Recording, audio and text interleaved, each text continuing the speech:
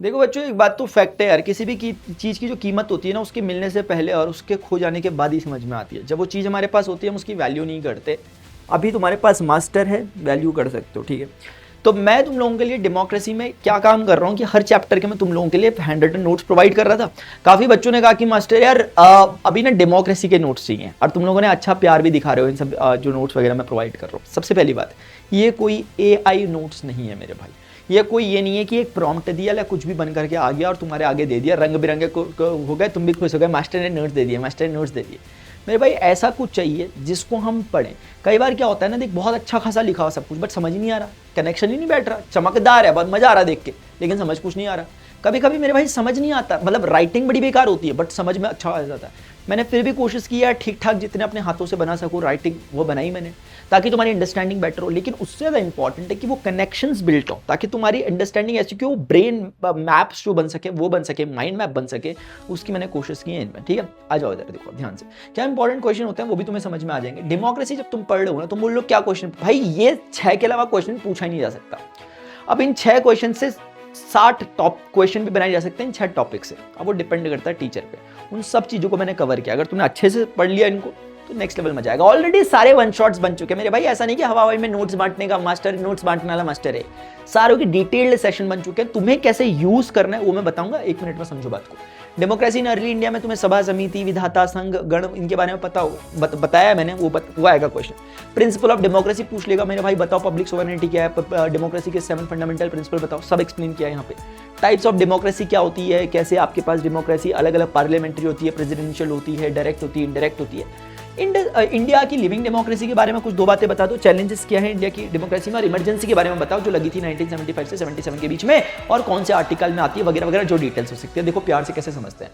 Early India में क्या था, वैदिक पीरियड, महाजनपद पीरियड। वैदिक पीरियड में 3 थी, विधाता, सभा, समिति। महाजनपद पीरियड में गण बने थे और उसी के बाद संघ बने थे। एक एक चीज को एक्सप्लेन किया बहुत वेल डिफाइंड तरीके से, ठीक है ना। एक बात मैं बताऊंगा नहीं यूज कैसे करना। प्रिंसिपल ऑफ डेमोक्रेसी देख, popular of sovereignty, rule of law, fundamental, separation of power, accountability, separation of multipurpose, separate law, सब समझ में आ गया। हाँ, तो इसमें क्या भाई, प्रणव मास्टर फॉर सारा student, Pranav master for sweet student, P for public sovereignty, R for rule of law, A for accountability and transparency, F for fundamental rights, S for separation of power, S for multiple, S for safeguarding the rights of rule, M for हो गया multi party system. ये इसका short trick भी हो गया।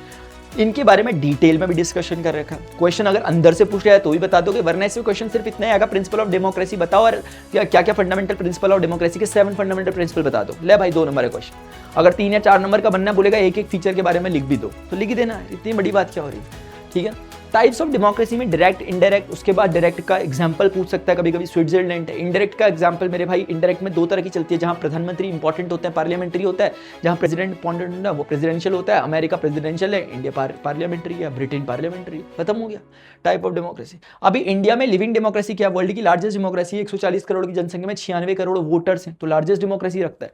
दूसरी बात, free fair elections होते हैं यहाँ पर, अगले चैप्टर में इलेक्शंस में तुमने देखा है। यूनिवर्सल एडल्ट फ्रेंचाइज, 18 साल से ऊपर तक के लोग, बच्चे पार्टिसिपेट कर सकते हैं। एनश्राइंड फंडामेंटल राइट्स ने लिखे हुए और उनका पालन कराने के लिए आर्टिकल 32 रखा हुआ है ना, right to remedy of fundamental rights जो है। इंडिपेंडेंट जुडिशरी है मेरे भाई हमारे वहां, रूल्स ऑफ लॉ, पीपल्स, वही डेमोक्रेसी के जो जो प्रिंसिपल्स है उन्हीं को यहाँ पे यूज कर दिया लगभग।